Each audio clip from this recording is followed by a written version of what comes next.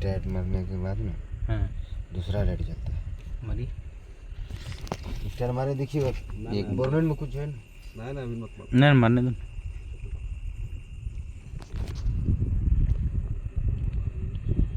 मरी मार रहे हैं। मार रहे हैं मारे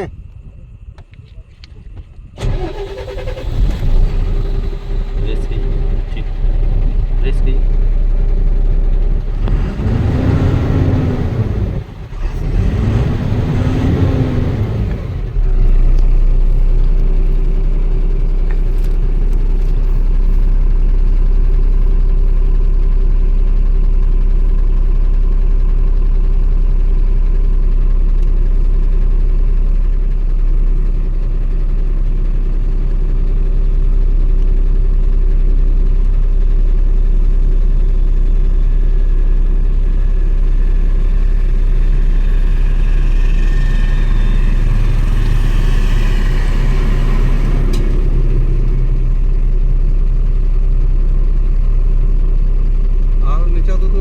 डीजल लाइन का प्रॉब्लम सलाम भाई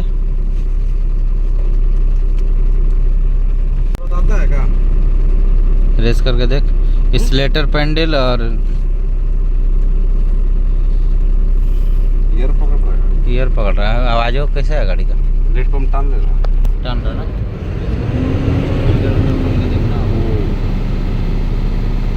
पीछे मार दिया मैं। वो दूसरा चीज़ के चलते हैं। बंद कर ना वही भगा देंगे आरपीएम। बंद चाबी उनका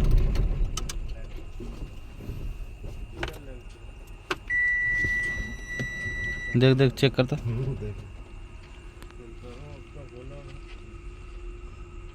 जलाएगा नहीं वो कर लेगा। वो लगता है तेल नहीं पहुंचा इंजन। हैं हाँ कौन सा लिंक है?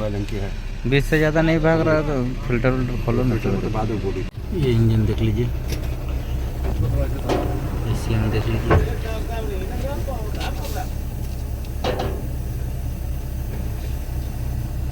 तेल कहाँ भरा है? तेल कहाँ भरा है? ये बिना क्रैंकेस फिल्टर वाला इंजन टैपेट कवर देख सकते हैं। गैस लाइन अलग से निकाला गया है टैपेट से।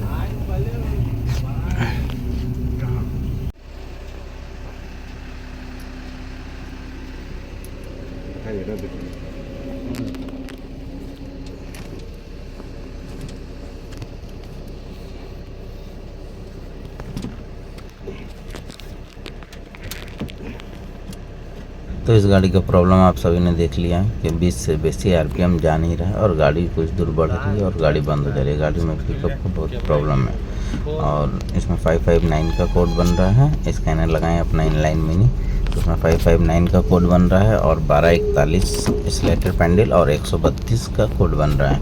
तो पहले हम सबसे पहले इसके फ़िल्टर को खोल करके करेंगे चेक और लीड पंप इसका टान ले रहा है। स्टार्ट करने के बाद लीड पंप अंदर चला जा रहा है जो कि जाना नहीं चाहिए। आगे वीडियो में हम आपको दिखाते हैं किस प्रकार से लीड पंप टान रहा है। तो अभी पहले फ़िल्टर खोल लेते हैं। इसके फ़िल्टर की क्या कंडीशन है देखते हैं। तो हमारे सलाम भाई इसके फ़िल्टर को खोल करके निकाल रहे हैं। फ़िल्टर को निकालते हैं और देखते हैं फ़िल्टर की कंडीशन क्या है। और ये जो गाड़ी है टाटा सिग्ना BS2 मतलब फेस 2 गाड़ी है ये। इसमें आपका बिना क्रैंकेस फ़िल्टर वाली ये गाड़ी है। पहले BS6 और फेस 2 में क्रैंकेस फ़िल्टर आता था। अब जो गाड़ी आ रही है उसमें क्रैंकेस फ़िल्टर नहीं आता है। इसका ACM का भी नंबर चेंज है जो आपको हम दिखा चुके हैं। और फ़िल्टर तो पूरा टाना हुआ है। देखिए बहुत काफ़ी जाम है। फ़िल्टर निकलता ही नहीं है। हम लोग 2 आदमी मिल करके इसको फ़िल्टर को टान करके निकालते हैं। फ़िल्टर तो बहुत ज़्यादा ही जाम रहता है। 2 आदमी से भी नहीं निकलता लेकिन ढीला हो जाता है। तो हमारे सलाम भाई इसको बढ़िया से घुमा घुमा करके निकाल रहे हैं। देखिए बहुत काफ़ी ही जाम है। फ़िल्टर को पूरा खींच लिया है और गाड़ी में पिकअप तो प्रॉब्लम है ही है और स्लेटर का RPM भी नहीं बढ़ रहा है। अब देखिए अब जाकर के हमारा फ़िल्टर निकला। फ़िल्टर का कंडीशन देख सकते हैं बहुत ज़्यादा ही ख़राब है और फ़िल्टर में यूरिया भी आ गया है। आप देखिए आपको दिखाते हैं अभी फ़िल्टर में यूरिया भी आ गया। डब्बा में भी यूरिया आ गया है। इस कारण से गाड़ी में पिकअप प्रॉब्लम हो गया। अब यूरिया आया कहाँ से वो देखना है। ज़्यादातर फेस 2 गाड़ी में यही प्रॉब्लम आ रहा है कि फ़िल्टर के अंदर में यूरिया आ जा रहा है। तो आप सभी कमेंट करके बताएं कि यूरिया किस जगह से आ रहा है, किस प्रकार से आ रहा है। इसमें आपको दिखा रहे हैं कि डब्बा के अंदर यूरिया जमा हुआ है। तो इस डब्बे को करेंगे हम अच्छे से क्लीन और फिल्टर करेंगे चेंज, क्योंकि ये फ़िल्टर पूरा चौक हो चुका है, फ़िल्टर चलने वाला नहीं है। इसको अच्छी तरह से क्लीन कर रहे हैं। देखिए कितने कचरा निकल रहा है फ़िल्टर से, और इसी की वजह से हमारी 559 भी कोड बन रही है। और भी गाड़ी में प्रॉब्लम है जो आपको हम आगे वीडियो में दिखाते हैं, क्योंकि ये गाड़ी में बहुत ज़्यादा प्रॉब्लम थी डीजल लाइन में, उसको हम सबको क्लियर करते हैं। आप सभी को भी इसी तरह से अच्छी तरह से चेक करना है। ऐसा कोई प्रॉब्लम है तो अच्छी तरीके से इसे चेक करें। ये गाड़ी हमारे गैरेज से कम 60 किलोमीटर दूर में रहती है, और ये गाड़ी रात में हमें अटेंड करना पड़ता है, क्योंकि ये गाड़ी में लोड और चलान इसकी फेल हो रही थी, इसलिए हमें रात में ही आकर के इसे अटेंड करना पड़ा। तो ये गाड़ी काफ़ी दूर में हमारे गैरेज से हम आ जाते हैं गाड़ी के पास, और इसकी सारी चीज़ हम चेक करते हैं। और सलाम भाई चेक कर रहे हैं इसके पाइपलाइन को, कि पाइपलाइन में तो कोई प्रॉब्लम नहीं आ गया। और इसे देखते हैं इसके क्लच में भी थोड़ी प्रॉब्लम है, तो क्लच भी एडजस्टिंग कराना पड़ेगा, क्योंकि गाड़ी कम टानने पे क्लच पे जोर पड़ता है और क्लच हल्का घिस जाता है, तो उसे एडजस्टिंग भी करना पड़ता है। और नया फ़िल्टर हम चेंज कर करके इसे बढ़िया तरीके से लगाएंगे। सारी चीज़ को अच्छी तरह से क्लीन कर लेना है, क्योंकि इसमें यूरिया आ रहा था, और यूरिया जमे रहने के कारण से डीजल सप्लाई की कमी हो जाती है। और लीड पंप चेक कर रहे हैं हम दबा करके, अभी तो लीड पंप हमारा सही बता रहा है, अच्छी तरह से वर्क कर रहा है, कोई प्रॉब्लम नहीं है। तो हम इसे नया फ़िल्टर डाल करके चेक करेंगे कि हमारा लीड पंप सही वर्क कर रहा है कि नहीं। फिर से टान तो नहीं रहा है, अगर टान रहा है तो उसमें और वर्क करना पड़ेगा हमें। और तब तक हम देख लेते हैं इसकी वायरिंग हार्नेस में कोई प्रॉब्लम है क्या, क्योंकि स्लेटर भी छोड़ रहा था। तो आ जाते हैं हम आगे जाली के पास और देखते हैं डैशबोर्ड के पास। काफ़ी नई गाड़ी है, फिर भी वायर की कंडीशन बहुत ख़राब है इसकी, और स्लेटर पैंडल भी हिल रहा है, क्योंकि 1241 कोड आ रहा पोजीशन सेंसर का। इसके एलिमेंट भी ख़राब हो जाने से स्लेटर का 1241 का कोड बनता है, लेकिन साथ ही साथ इसमें 132 का भी कोड है। तो ज़्यादातर इसमें प्रॉब्लम वायरिंग का ही निकलेगा, क्योंकि वायरिंग शॉर्ट करने पे भी 1241 और 132 का कोड बनता है। तो हम जाली के पास चेक किए तो हमें शॉर्ट सर्किट मिल जाता है, क्योंकि वो रगड़ खा रही थी, रगड़ खाने के कारण स्लेटर छोड़ रही थी। तो हम उसे अच्छे तरह से टेप कर लेते हैं, टेप करके वायरिंग को फिट कर देते हैं। और तब तक हमारे सलाम भाई जो हैं वो इसके डीजल फ़िल्टर को नया से लगा रहे हैं, और इसमें डीजल भर के लगा रहे हैं, ताकि हमें लीड पंप ज़्यादा यूज़ ना करना पड़े या ईयर ना निकालना पड़े। डीजल फ़िल्टर में डीजल भर करके लगाने से ये सब करना नहीं पड़ता है, लगा करके आप एक बार में ही गाड़ी को स्टार्ट करके चेक कर सकते हो। तो अच्छी तरीके से डीजल भर करके इसे हम लगा रहे हैं फ़िल्टर को लगाने के बाद हम इस गाड़ी को स्टार्ट करेंगे और चेक करेंगे हमारा आरपीएम कितना जा रहा है। तो हमारा ये प्रोसेस पूरा होता है, और गाड़ी को हम करते हैं स्टार्ट करके वो चेक लैम्प खुद ब खुद चली जाती है, लेकिन हमारी गाड़ी की आरपीएम 25 पे जा रही है। हमारी गाड़ी पूरा रेस्ट करने पे 25 पे जा रही है, और जो कि पहले हमारी गाड़ी 20 से ऊपर नहीं जा रही थी। फिर भी हम गाड़ी के पास आ जाते हैं और फिर से स्टार्ट करते हुए चेक करते हैं हमारा लीड पंप किस प्रकार से वर्क कर रहा है। गाड़ी को स्टार्ट करने पे स्टार्ट नहीं हुई तो हम कुछ लीड पंप चला देते हैं, और लीड पंप चलाने के बाद जो नया फ़िल्टर में तेल पकड़ने में थोड़ा सा टाइम लगता है, सूखा हुआ रहता है फ़िल्टर, तो सूख जाने की वजह से भी थोड़ा सा प्रॉब्लम करता है। हम गाड़ी को कर लेते हैं स्टार्ट, और स्टार्ट करने के बाद हमारा गाड़ी का लीड पंप फिर से टाइम हुआ। तो गाड़ी में अभी भी प्रॉब्लम है, आरपीएम तो जा रही है 25, लेकिन गाड़ी आगे जा कर के प्रॉब्लम करेगी। तो हम इसके लीड पंप को खोलते हैं और चेक करते हैं इसके लीड पंप में कुछ प्रॉब्लम निकल रहा है क्या। इसके डेफारम भी कट जाने से प्रॉब्लम आती है। तो अच्छी तरीके से इसके डेफारम को करेंगे चेक, डेफारम लीक होगा तो भी ये प्रॉब्लम ईयर की बनाएगी, और लीड पंप हमारा हार्ड होने में प्रॉब्लम करेगा। तो इसके पाली को अच्छी तरीके से चेक करेंगे, इसमें 2 पाली लगी रहती है, आप देख सकते हैं अच्छी तरीके से। इसके पाली को हम कर रहे हैं वॉश कर करके बढ़िया से पोंछ करके अच्छे से, और सारे पाली को चेक करना है। 2 आपकी फाइबर की पाली है और 1 रबर की पाली है, और रबर की पाली में प्रॉब्लम है कि डीजल जाने पे वो फूल जाती है, जो लीकेज की प्रॉब्लम करेगी और लीड पंप को लूज कर देगी। तो इसी वजह से इस पाली को अच्छे तरीके से हम चेक करते हैं बार बार कि कहीं से लीकेज तो नहीं है। अच्छे तरीके से चेक करने के बाद भी हमें इसमें प्रॉब्लम नहीं मिलता है। हमें बार बार चेक करने पे भी इसमें कोई ऐसा प्रॉब्लम नहीं मिलता है। हमें इसमें कोई प्रॉब्लम मिल ही नहीं रहा है। हम चारों तरफ से इसे चेक कर चुके हैं, अलट के पलट के और राउंड कर करके हर तरफ से इसमें चेक कर चुके हैं। इस पाली में कोई प्रॉब्लम नहीं है। तो इसे अब हम कर देंगे फिट, क्योंकि इसमें कोई प्रॉब्लम हमें मिला नहीं। अब और कुछ इसमें चेक करना पड़ेगा कि और कोई प्रॉब्लम निकल करके आएगा सामने, क्योंकि इसमें तो कुछ प्रॉब्लम हमें मिला नहीं।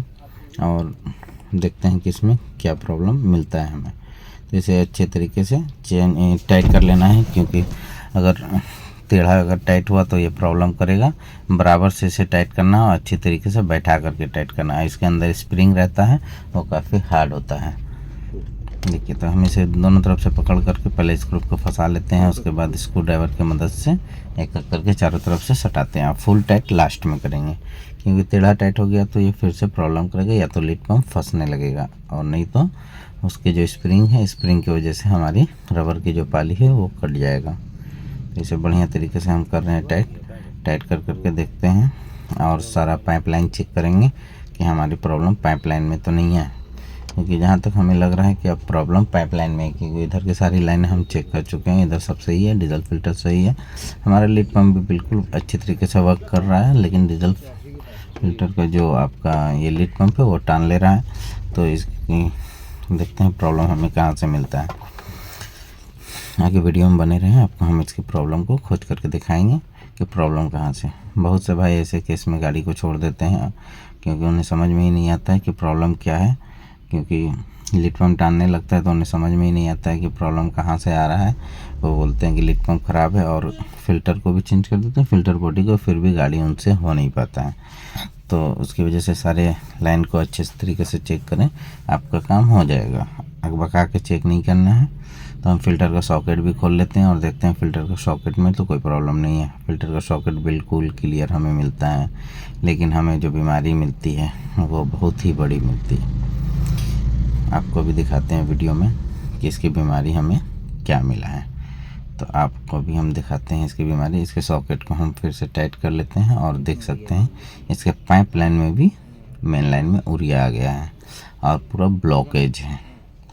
डीजल आ रहा है, थोड़ा थोड़ा आ रहा है, इसी कारण से हमारे डीजल फिल्टर में उरिया आता है। देखिए आपको ठोक के भी दिखा रहे हैं, इसका उरिया धीरे धीरे निकल रहा है डीजल के साथ। और ये टिप टेलर गाड़ी है, आपको दूर से दिखा देते हैं।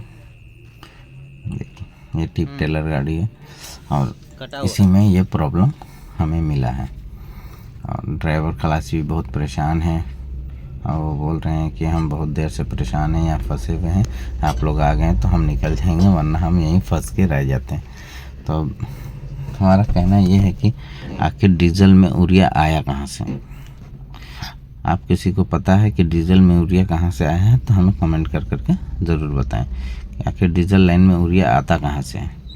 क्योंकि डीजल का लाइन अलग है, उरिया का लाइन अलग है। तो हमारे डीजल फिल्टर में और पाइपलाइन में उरिया आना नहीं चाहिए, फिर भी हमारे पाइपलाइन और डीजल लाइन में उरिया आ रहा है। तो कहाँ से आ रहा है आप हमें वो कमेंट करके बताएं, वरना हम आपको नेक्स्ट वीडियो में बताएंगे कि इसमें यूरिया कहाँ से आता है। ऐसे इंटरेस्टिंग वीडियो देखने के लिए हमारे चैनल पे बने रहें। हम नए नए बीमारी और नए नए प्रॉब्लम को फेस करते हैं और आप भी हमारे साथ इस प्रॉब्लम को देखें और सीखें, और कुछ हम भी सीखते हैं दूसरों से। तो इसकी पाइपलाइन को अच्छी तरह से लॉक को भी जा करके हम खोलेंगे, वरना ऐसे तो डस्ट वगैरह लगा रहता है, दाब करके खोलने पर लॉक इसका टूट जाता है। या तो पानी डाल सकते हैं या तो डीजल डाल सकते हैं उसके सॉकेट पे डाल करके आप पाइपलाइन को अच्छे तरीके से निकाल सकते हैं। अब इसके हम लेवल सेंसर को निकालेंगे, डीजल लेवल सेंसर को, और चेक करेंगे उसके फ़िल्टर भी तो चोक नहीं है। क्योंकि अगर पाइपलाइन में ब्लॉक है तो वाकई आपके डीजल टैंक से ही उरिया आया है, तभी तो हमारे पाइपलाइन में आया है उरिया।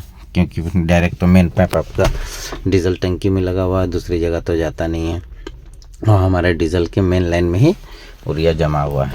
तो इस कारण से हम इसके टंकी के लेवल सेंसर को खोलते हैं और चेक करते हैं कि हमारे लेवल सेंसर में भी यूरिया है और डीजल में भी यूरिया तो नहीं है।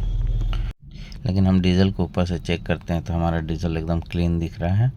और देखिए हमारे लेवल सेंसर में यूरिया फंसा हुआ है, देख सकते हैं। लेकिन इसमें यूरिया आया कहाँ से वो आप लोगों को बताना है। वैसे तो मैं आपको नेक्स्ट वीडियो में ज़रूर बताऊंगा कि यूरिया आता कहाँ से है, लेकिन आप देख सकते हैं कि इसमें यूरिया अभी भी आ रहा है। तो इसको हम बड़ी तरीके से करेंगे वॉश। और देखिए इसकी सारी पाइपलाइन का हवा मार के क्लियर कर दें। जितना भी यूरिया था सारा निकल गया। हम सारे टैंक को अच्छी तरह से हवा मार के क्लियर करेंगे। इसके लेवल सेंसर को हवा मार करके क्लियर करेंगे। क्लियर करने के बाद सारी पाइपलाइन को अच्छी तरीके से हम लगाएंगे और फिर से गाड़ी को स्टार्ट कर करके आपको चेक करके दिखाएंगे कि हमारा लीड पंप टान रहा है कि नहीं टान रहा है। तो लेवल सेंसर को भी अब कर लेते हैं क्लीन कर करके इसको फिट करेंगे। देखिए तो दोनों पाइप के लाइन में हम इसको अच्छे तरीके से हवा मारते हैं, हमारा सारा पाइप लाइन क्लियर हो जाता है। डीजल लाइन भी क्लियर हो जाता है और लेवल सेंसर भी क्लियर हो जाता है। और इसे उसके बाद हम टंकी में फिट करेंगे। फिट कर करके सारी पाइप लाइनों को अच्छे तरीके से लगाएंगे। लगाने के बाद गाड़ी को स्टार्ट कर करके आपको दिखाएंगे कि हमारा प्रॉब्लम सॉल्व हो गया। वैसे तो वायरिंग की जो प्रॉब्लम थी स्लेटर की वो तो हम कर चुके ही हैं, उसके आपको बता ही चुके हैं। उसके वायर में प्रॉब्लम था और स्लेटर पैलेटिल सही है। ये गाड़ी ज़्यादा दिन की नहीं है, ये लगभग आपकी गाड़ी है 1.5 से 2 महीने की। और ये प्रॉब्लम इस गाड़ी में आ गया। और ये गाड़ी वारंटी में काम हो जाता, लेकिन काफ़ी रात होने के कारण शोरूम वाले आए नहीं इस गाड़ी को अटेंड करने, और गाड़ी की चलान फेल हो रही थी। इस कारण से हम आए हैं इस गाड़ी को अटेंड करने। और इस गाड़ी में हम लैपटॉप इसलिए नहीं लगाएं क्योंकि गाड़ी वारंटी में है। क्रैक वर्जन लैपटॉप लगाने पर गाड़ी की वारंटी आजकल टाटा वाले लैप्स कर दे रहे हैं। इस वजह से हम इसमें इनलाइन मिनी लगा करके ही चेक करते हैं। उसमें आपको वारंटी मिल जाता है और कोई प्रॉब्लम नहीं आता है। जो उसमें लाइसेंस रहता है और आपके लैपटॉप में क्रैक वर्जन में लाइसेंस नहीं रहता है, इसकी वजह से शोरूम वाले उसको वारंटी को फेल कर देते हैं। तो हम अच्छी तरीके से इसे कर देते हैं फिट करने के बाद हम लॉक को लॉक करेंगे। प्लास की मदद से इसे अच्छी तरीके से लॉक कर लेते हैं एक पाइप को। अब दूसरे पाइप की बारी है, उसे भी लगा करके लॉक करेंगे। और लॉक लगा करके आपके जब तक कट से आवाज़ ना करे आप समझे लॉक नहीं लगा है। अगर कट से आवाज़ करता है तो लॉक हो चुका है, वो आपको पता चल जाएगा। तो देखिए अभी हम लगा रहे हैं और इसे प्लास की मदद से टान करके लॉक कर देंगे। हाथ से भी हो जाएगा, अगर लॉक फ्री है तो आपके हाथ से भी हो जाएगी, प्लास की ज़रूरत नहीं पड़ेगी। लेकिन जो लॉक जाम है उसे प्लास या रिंच की मदद से आप लॉक कर सकते हैं। तो हम उसके डीजल के जो मीटर बताता है उसको हम लगा देते हैं वायर। डीजल का जो लेवल बताता है कितना डीजल है गाड़ी में, तो ये लेवल सेंसर के तार है उसको लगा देते हैं। और डीजल का टेम्परेचर भी इसी में बताता है कि कितना टेम्परेचर है।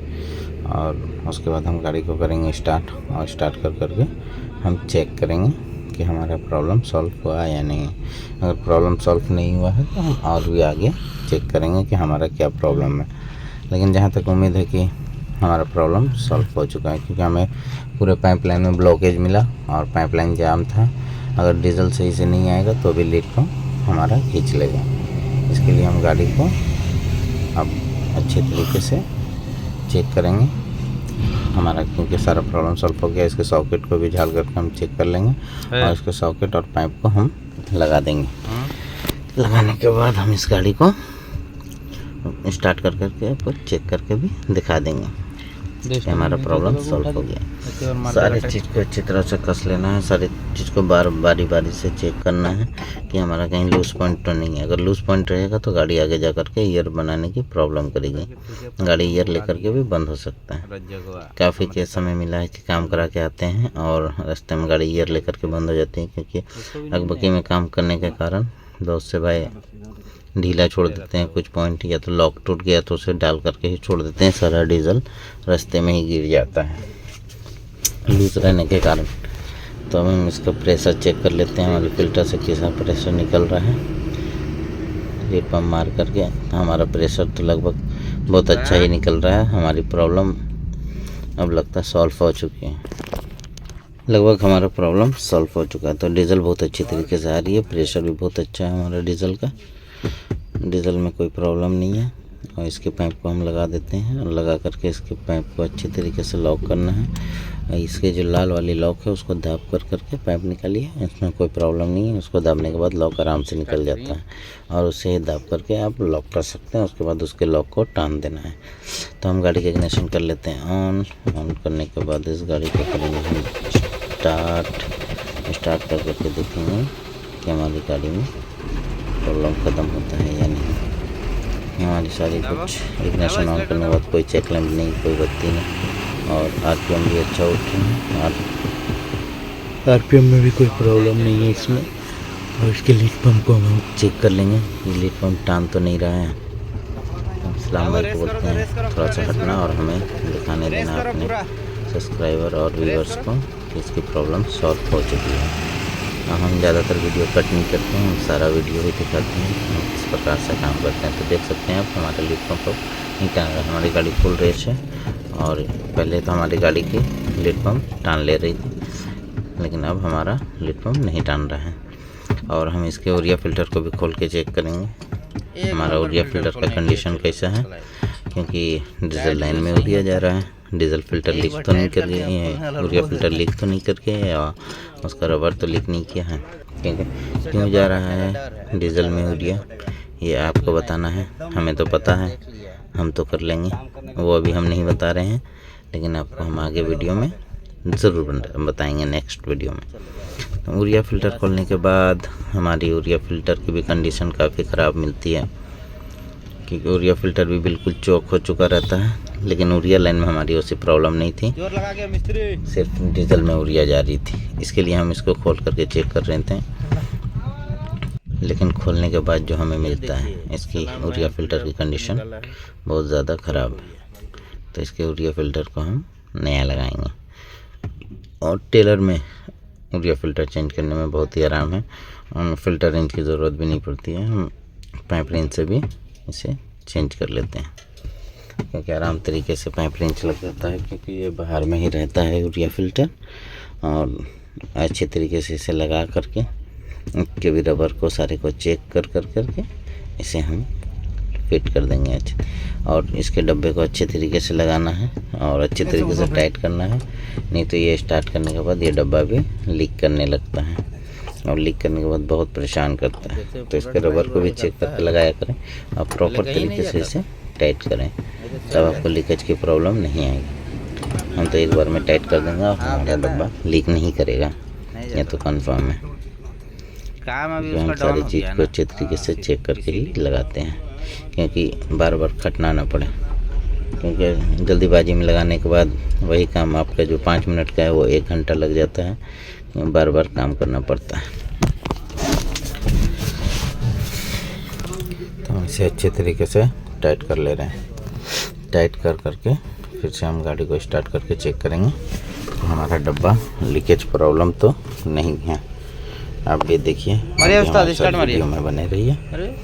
सिद्धू मूसेवाला तो काफ़ी फ़ोटो लगाए गए हैं सिद्धू मूसेवाले की, सिद्धू मूसेवाले के फ़ैन है ये।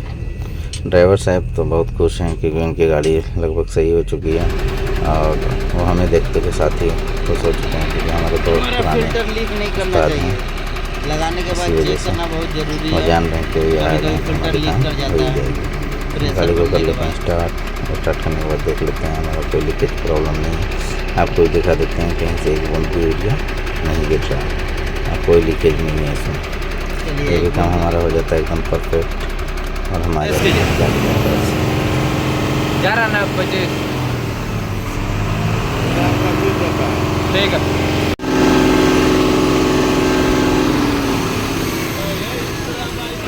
हाँ बंद कीजिए। हाई करेगा क्या चाहिए बोले? हाँ हाँ खराब हो गया पूरा साउंड ना। अभी साउंड कितना मस्त है, 20 से ऊपर नहीं जा रहा था। जो नया गाड़ी ना देखिए ना कैसे भागेगा एकदम। मारिए स्टार्ट मारिए मारिए, चलिए बढ़ाइए देखा जाए। बस ज़्यादा मत पानी रख।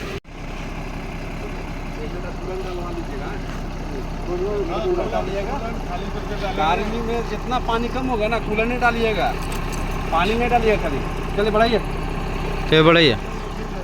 बढ़ाइए थोड़ा, हम लोग भी अपना चूरन वूरन फाँक के खराब है। हाँ ठीक है, निकलिए निकलिए। आगे पीछे करके हटाइए ना।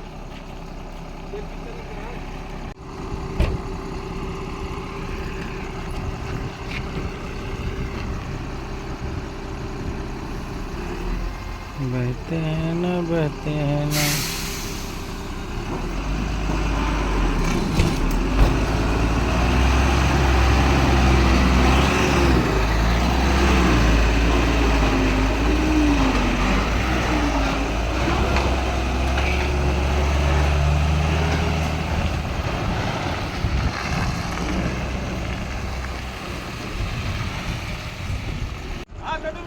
बोले एकदम ठीक है ना?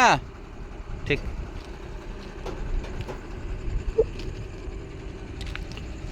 बढ़ा के ड्राइवर साहब देख लिए हैं, बोले गाड़ी एकदम परफेक्ट है। अब ये चले खाली करने।